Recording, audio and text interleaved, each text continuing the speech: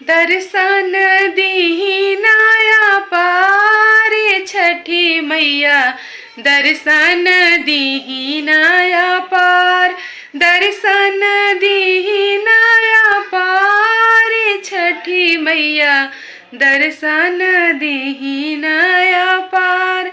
राजा दशरथ ऐसन ससुर मांगिला, राजा दशरथ ऐसन ससुर मांगिला, रानी कौशल्या ऐसन सास छठी मैया, दर्शन दीनाया पार, दर्शन दीनाया पार छठी मैया, दर्शन दीनाया पार।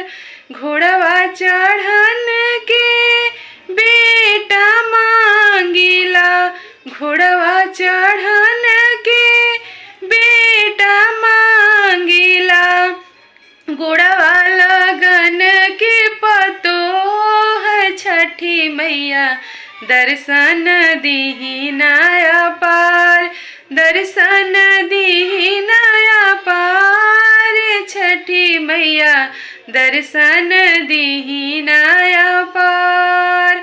सुपली खेलन के बेटी मांगिला, सुपली खेलन के बेटी मांगिला, पढ़ल पंडितवा दमाद छठी मैया, दर्शन दीनाया पार, दर्शन दीनाया पार छठी मैया, दर्शन दीना पार, दर्शन दीनाया पार छठी मैया, दर्शन दीनाया पार।